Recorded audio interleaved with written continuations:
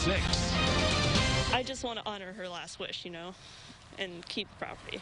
In a matter of minutes, they lost a loved one and a home. Now, this mother and daughter are asking for the community's help. Good evening, I'm Jen Lask. Last year, a fire started at a house in Ridge Farm. The family is hoping with your help, they can rebuild. WCIA 3's Jamie Mays has more. This is pretty much where I spent most of my life. Now this is all that's left of the house Katie and Kelly Andrews once called home. Katie Andrews lived in this house for 2 years with her grandmother. But last year, her grandmother, who had kidney cancer, got sick. She was rushed to the hospital.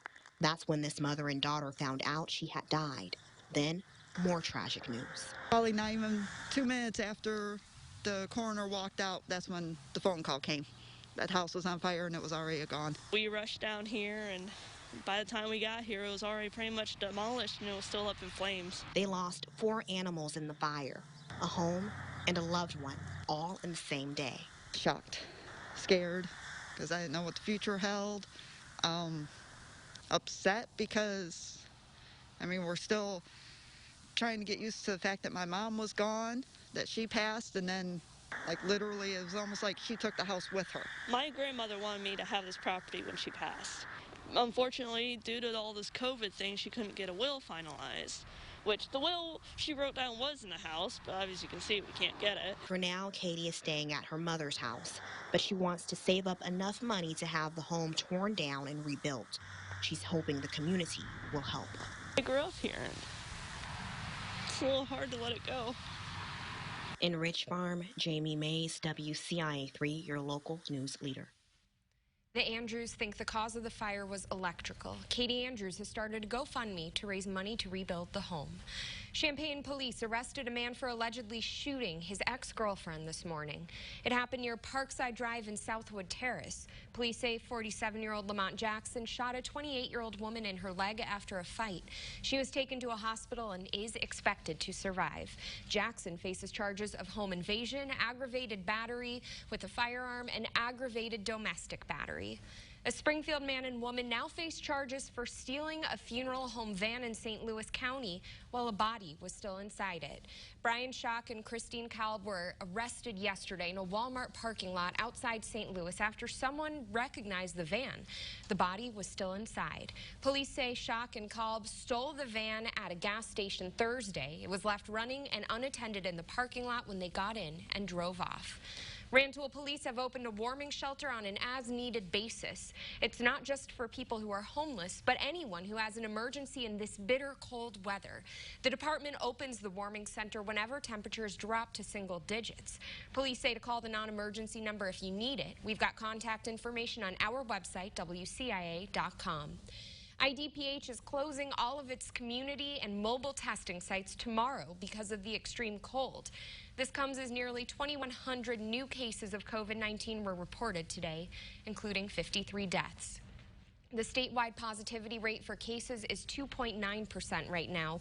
More than 1.7 million vaccines have been administered in the state, with nearly 80,000 yesterday alone. Wisconsin officials are trying to stop Illinoisans from crossing the state lines to get vaccinated. The Milwaukee Journal-Sentinel reports a couple of people from Chicago suburbs booked appointments in Kenosha. Now, agencies are being told to check eligibility before giving shots. They're supposed to only be for people who live, work, or go to school in Wisconsin. There are 30 states in the country that teach sex education in schools.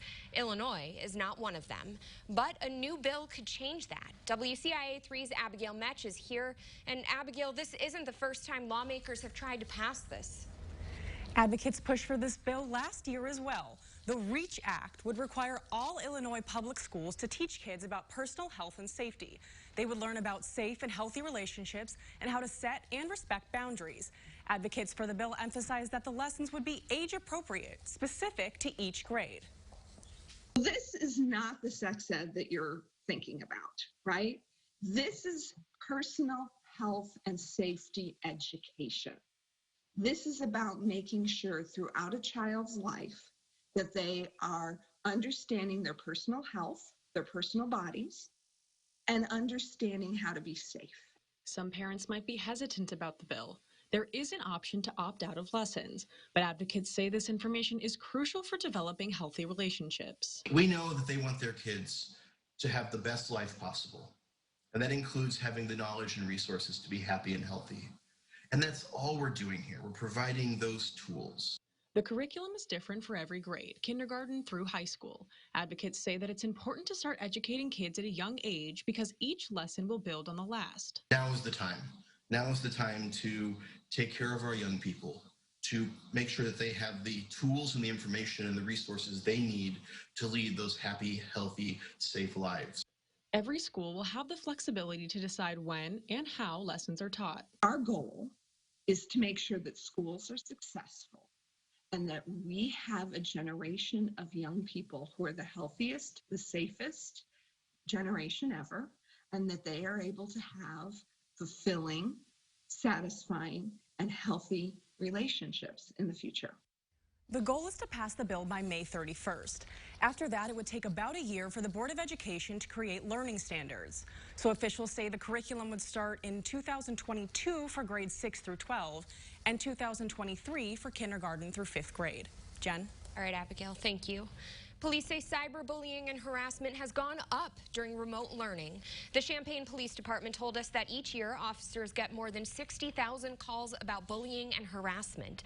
They recommend parents limit your kids' screen time and be aware of what sites your child is going on. I've seen a lot of these young kids who don't have any role models who are the ones doing a lot of it.